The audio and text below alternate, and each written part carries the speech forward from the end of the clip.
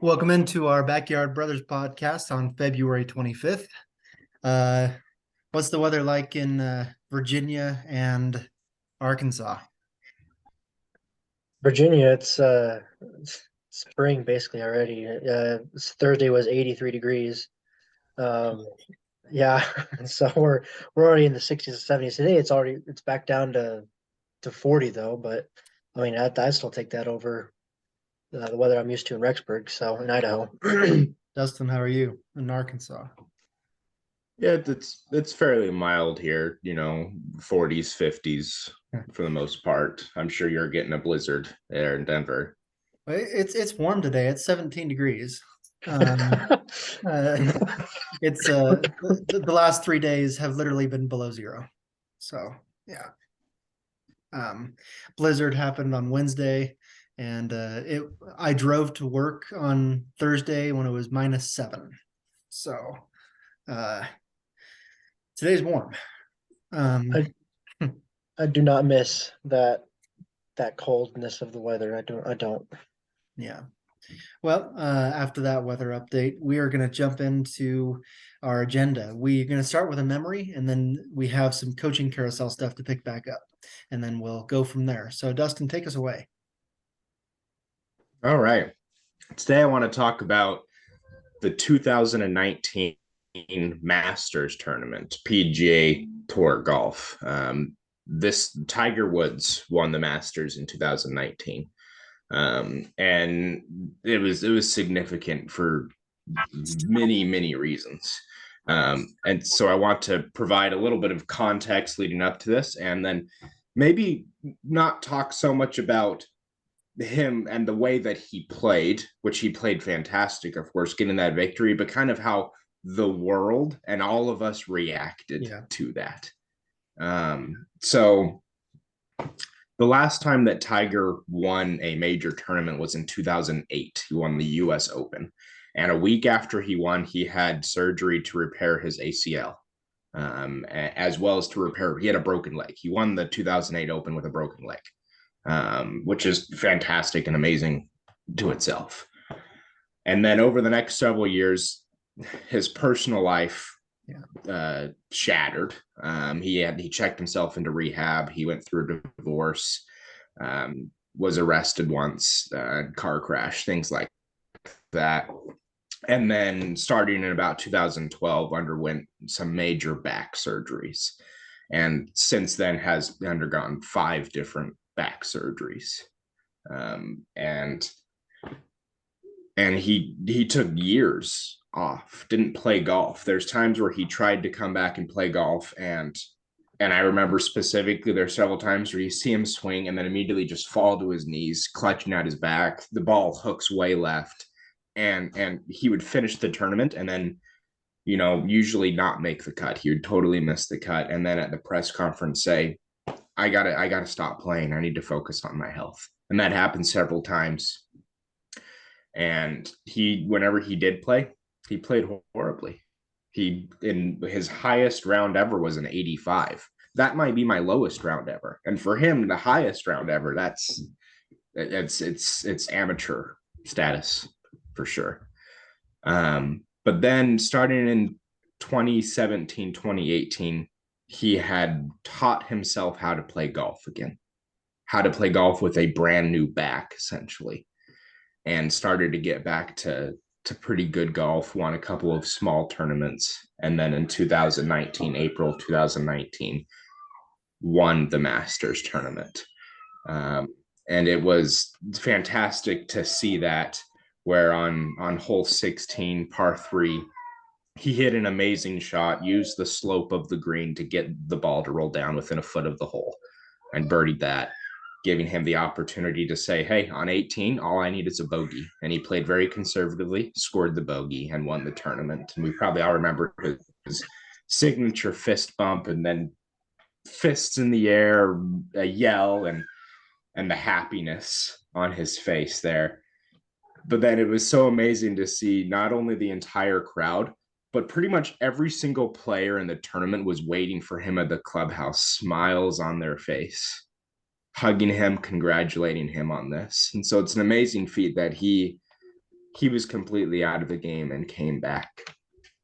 And then just want to talk about how the world reacted. I remember I got to confess something. I had very late church. It was a Sunday afternoon, and my church started at like 2 o'clock. And the sacrament meeting, I saw that Tiger was on the 16th hole and birdied that. I left sacrament meeting and I went and watched the end of the Masters on my phone in the church foyer to see Tiger won that. And it was fantastic to watch that. And I remember the next day at work talking to all my friends who also like golf. Everyone was so happy for Tiger, and other people saying like, yeah, they're, lady I work with, she didn't watch golf, her husband did. Husband came out of the man cave and big smile, a tear in his eye, and say, Tiger just won the Masters. It's fantastic. It's amazing. And so the whole world rallied around that moment. So happy to see Tiger back on top of the golf world, especially after everything he'd gone through. I want to get your thoughts on that now. Yeah, I think you set that up really well. And there's not a whole lot to add. I love those comeback stories, especially with everything that he had to go through. Um, there's there's so much that he had to do to get back to the level, not only a level of a professional golfer, which he had to do as well, but a level of a Masters winning uh level, his Masters winning level. um and like you said, when he hit that last when he was on that last hole that he had to bogey, he was very conservative, and he had ended up with like a, what was it, like maybe a 1 or 2 foot putt for bogey uh to win that tournament. And it was even for a 1 or 2 foot putt, you can sense a tension around everyone waiting to erupt uh, for a win. There was no way he was missing that, right? I mean, a 1 or 2 foot putt, everyone makes that, even if you're not a professional golfer. But and so it was just, there was tension though that he would finally make that putt. And so everyone was really happy for him. And I love his story of being able to overcome everything that he did to be able to to reach the pinnacle of the golf world again. Yeah. I I was trying to remember where I was and what I was doing. I don't remember watching it, but I remember hearing about it. I remember my first thought was, Tiger's playing golf still? And because I hadn't heard him playing golf in so long. And but I also I was rewatching some of the I guess you could say highlights of it. And I don't remember the golfer's name, but there was a golfer who was a couple strokes in front of him, and it was on the last hole, I think, as well, and he hit it in the water. And that's when everyone started like realizing like Tiger might come and win this. And that's what I think when you guys were saying, the tension was there and all that. It was really fun to watch. I was gonna say that I think this story of how much he was able to overcome and come back to, it puts him at the comeback player of the decade for all sports. You know what I mean?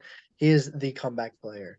And it's amazing to do that. I mean, we all play golf. I mean, golf is, I think almost everyone plays golf, and it's an incredibly difficult sport to play. Um, and being a professional golfer and playing in the Masters are also still two different things. And so the fact that he could come back and he's playing great professional golf, but then he can come back and he can win the Masters, as you guys were saying, is incredible. And um, I think not only speaks to his talent, but just his dedication, his work ethic, what he's willing to put in and do to continue to live out his dreams. And that's what I admire most, I think, about Tiger. Yeah, Cody, kind of playing off of that comeback player of the decade. My opinion, and I don't think this is controversial, is Tiger Woods is probably the greatest athlete of all time. I mean, in between 2000 and 2006, every other golfer in the world was competing for second place because Tiger was winning everything. And then to do what he did in 2019, to come back and win the Masters after being out of the game. And then it's happening again, because in 2021, he was in a major car accident, and not only did he nearly die, but he almost had his leg amputated. And then he's come back and he's playing golf again. He's playing in major tournaments, making cuts, and has won a couple of small tournaments. And he's 20 years older than most of the other players at this point, has had not only major back surgeries, but also major leg surgeries, and is playing golf again at a high level. And it's incredible to watch, incredible to see him performing. But it's also fun to see us, as we're dads, when Tiger Woods plays golf with his son, with Charlie Woods. Mm-hmm. And they just have fun out there together. That's really fun to see. Yeah, I agree. Great memory. We ended last week I think we covered 4 NFL coaching changes out of 5. And then I also wanted to cover some coordinator switches and some of those things. But so we left off with the Indianapolis Colts, who hired the Eagles offensive coordinator. Name, please. Gannon? No, that's the Cardinals defensive coordinator. Oh. What's the name of the other guy? Oh, shoot. Is it Shane Steichen? That's his name, right? I think so, yeah. Yeah. Let me go make sure before we go down that road. Yes, Steichen. That's right. Yeah. The Indianapolis Colts have hired Shane Steichen, the former offensive coordinator for the Philadelphia Eagles. Obviously, the Eagles lose both coordinator positions to NFL head coaching jobs. And another storyline here is that the Colts made that weird gamble of hiring Jeff Saturday as an interim head coach, and he won his first game and lost the rest of them. And so Saturday is gone. Whether he's going to be part of Steichen's staff or a staff somewhere else or return to ESPN is who knows. But Shane Steichen trying to take over a Colts job that has some good offensive players. Jonathan Taylor 2 years ago was the NFL rushing leader. And so what can we expect from Shane Steichen? I like his offensive philosophy, and this will be an interesting job. It's certainly they have a good offensive line. If they can get it all together, they have some good wide receivers. They have a good running back. They need to draft a quarterback, obviously. That's going to be job 1. And rebuild a defense. But this is an interesting job, an interesting position to be in. Yeah, and remind me, Steichen, was he the defensive or was he offensive coordinator? He was offensive coordinator. Okay. Yeah, going back to whole hiring Saturday as an interim, I don't understand that. Like looking back at it now, what was his plan? What was the idea there? I don't understand that. I'm sure I'm not the only one there. However, what I would do if I were Steichen is try to hire him as my offensive line coach, and keep him there because obviously first off he's probably the greatest lineman in Colts franchise history. Yes. One of the best linemen in history, period. And he's just a great coach when it comes to linemen. So I think Steichen should do that first, just keep him there, and then figure out, quarterback. Is there anyone in free agency that that they want, or look at the draft? Can they move up in the draft to get someone, or they can be okay where they are? Kind of start evaluating that idea. But because once they get the some of the rest of the coaching positions figured out, like his staff and then the quarterback situation, I think that they have a really good team. As far as Steichen producing a great team, I think can happen. I just don't know yet how effective he'll be, because I know that the Eagles offense, there was a lot of other. Okay, like for example, Jalen Hurts, he had coach Brian Johnson, QB coach, who I think was a really big impact in the Eagles passing and game and leadership qualities of Hurts. I don't know how much of that was influenced by Steichen. I don't know. And so I guess I'm curious. I'm optimistic. I'm cautiously optimistic, I guess, of Steichen and what he'll be able to do for the Colts. But The whole Saturday hiring was weird, but I would say keep him as your offensive line coach. Yeah, to comment on that, I think that the Jeff Saturday hire was a PR move to bring fans back to the franchise. It was they weren't going to save their season at this point. And so you needed to try to get fans into the building, right? Make money from the owner's perspective by hiring one of the greatest players in Colts history. But my question is kind of more about the Eagles. They're losing both their coordinators. Is this going to affect their season?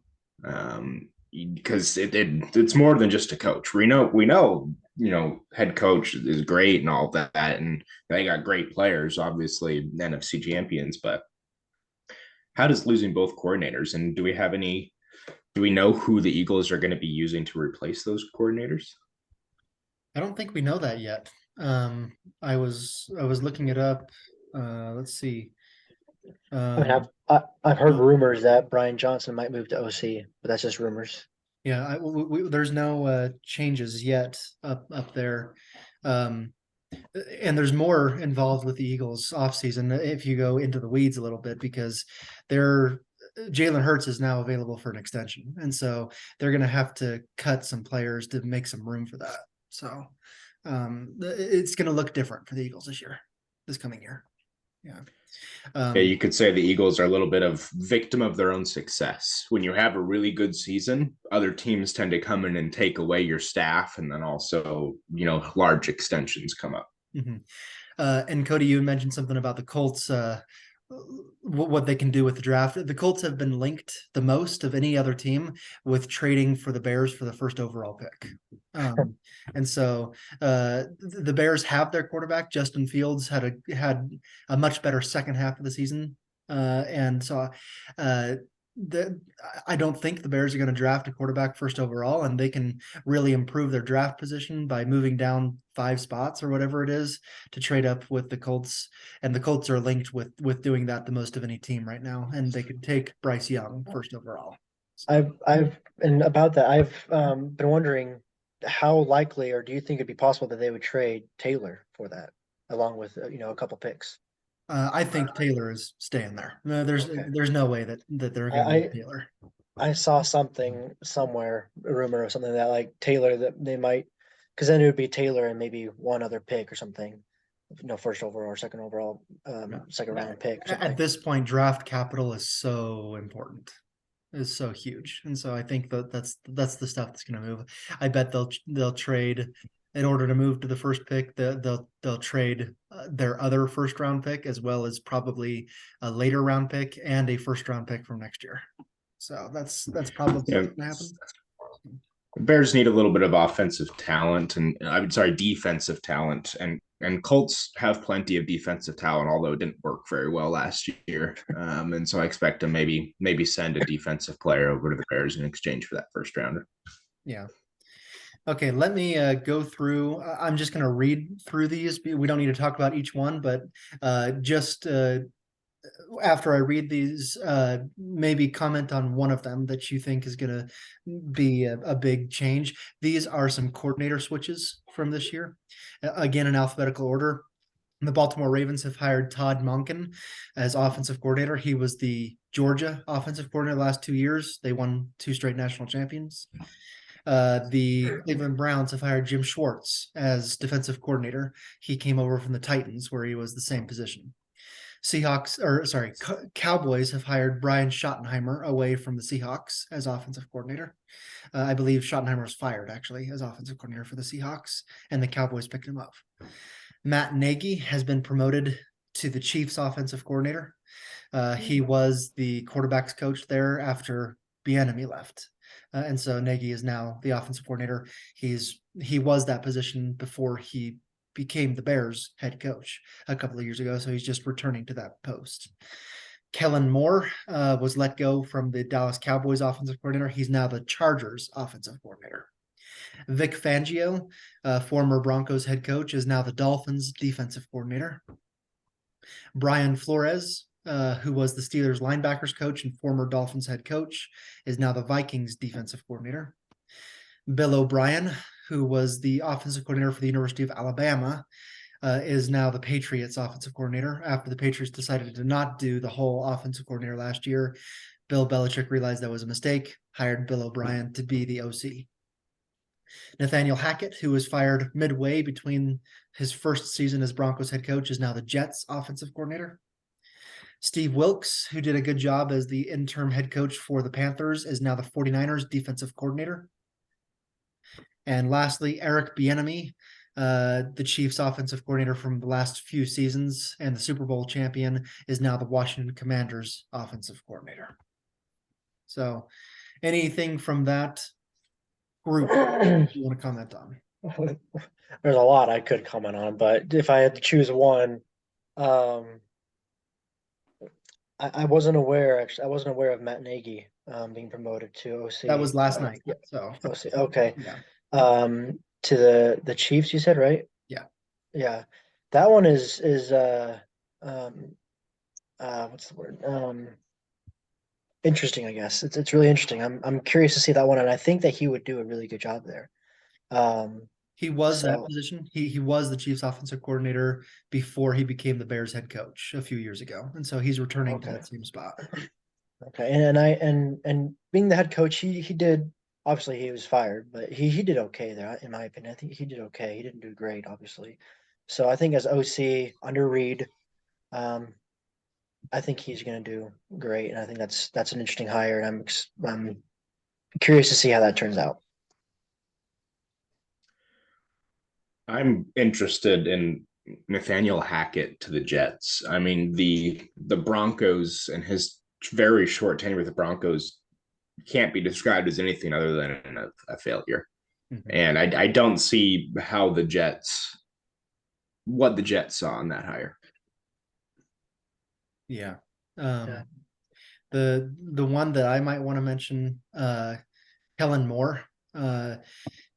He and the Cowboys kind of fell out a little bit this offseason, but I mean they've had good offenses. Kellen Moore has been a good mind, and bringing him to the Chargers as offensive coordinator on a really good team could really help elevate that offense and elevate Justin Herbert and help compete with the Chiefs, who have now won, I think, 7 straight AFC West titles. And so that's a big move in my opinion. Also, just as a homer, Steve Wilkes as the defensive coordinator is a great replacement for DeMeco Ryans for the 49ers. I think that's a great move. So. Okay, well, let's just shift gears a little bit here. I wanted to talk a little bit about the Pro Bowl or the All-Star games, the Pro Bowl games.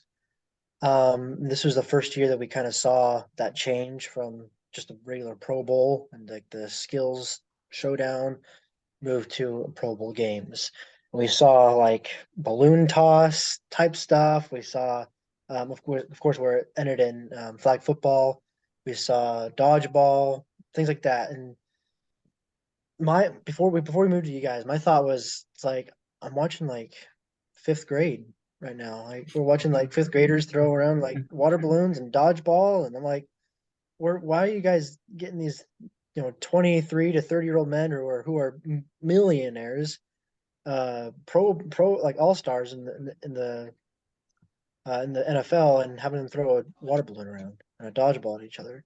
And to me, I was like, I mean, it's fun, I guess, but it doesn't make me want to watch it really. It's like I want to see stuff that showcase their talent more if I were to watch it. The flag football thing, I get, like, it's at least more of a game than what they were doing originally. So I don't know. It was really bizarre to me for me to see. It was kind of ridiculous. So I guess I'm curious what your guys' thoughts are and what you would do. What would you change, or what would you implement to make it more marketable or more interesting to the public?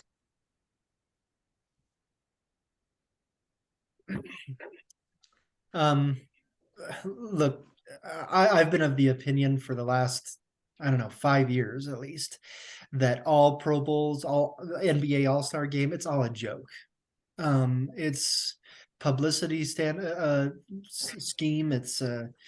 It's useless. And when you see, and forgive me, Cody, if I'm gonna rub you the wrong way on this one, but the fact that Josh Allen didn't play in the Pro Bowl, Joe Burrow didn't play in the Pro Bowl, and you bring in Tyler Huntley as a Pro Bowler, are you kidding me?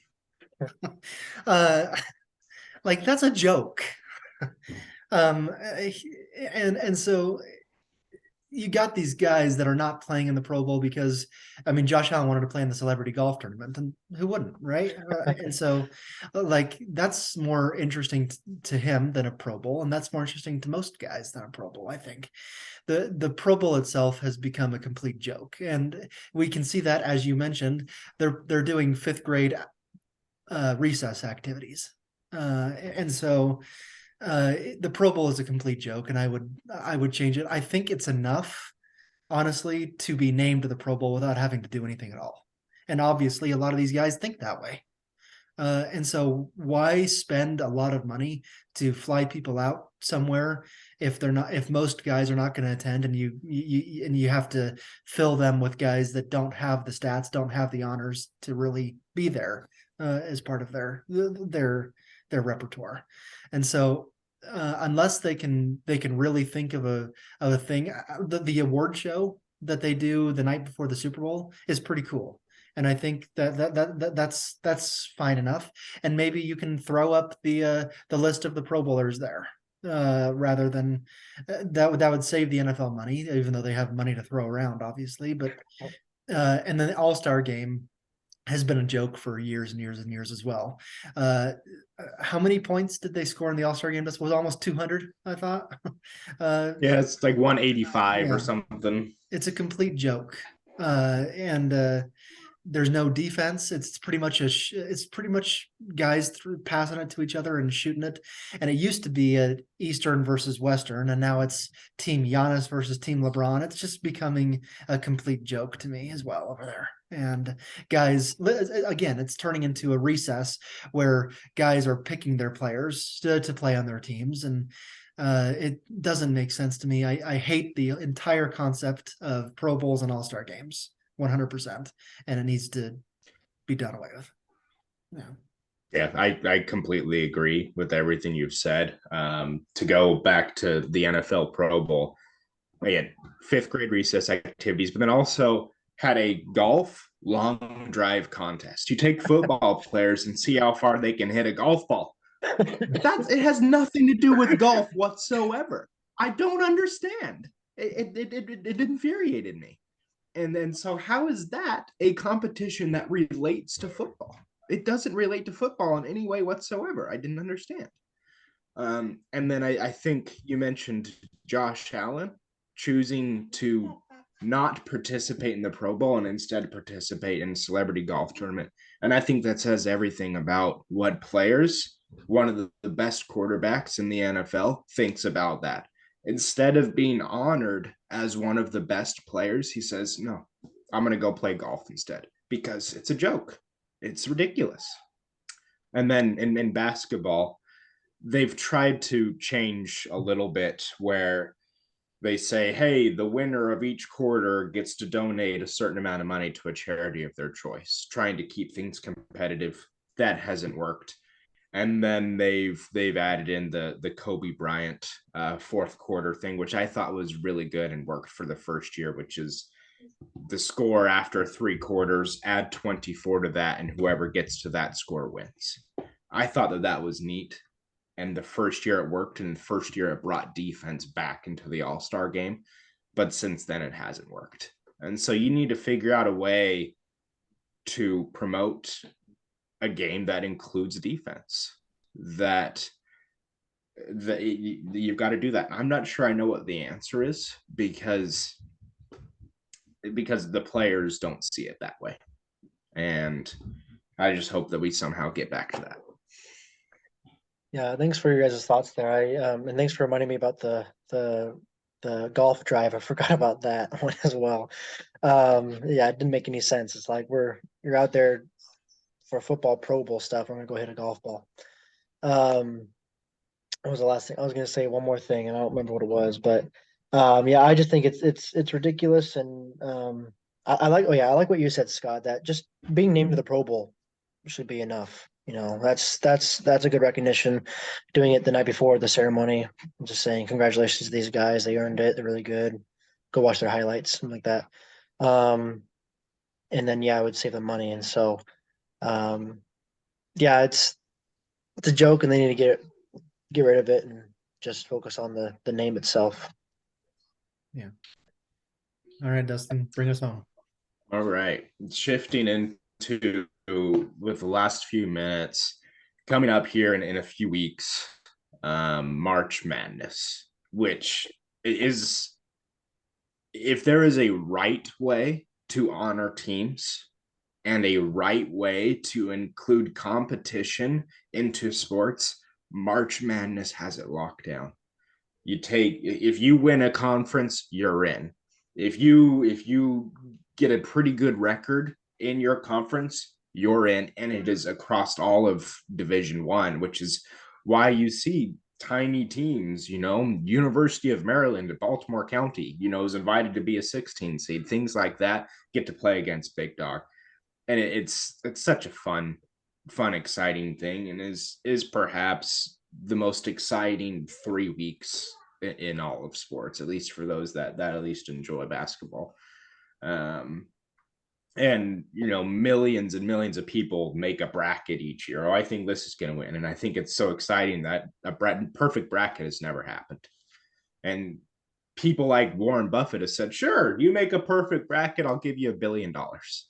And it's so fun that people across all knowledge levels can participate in this, because it's just fun. And then it's just on TV all day, Thursday through Sunday, for 3 weeks straight. I want to get some of your thoughts about the excitement of March Madness, then we can talk about some of the top teams that we expect. Yeah, let me give a quick 15-20 seconds.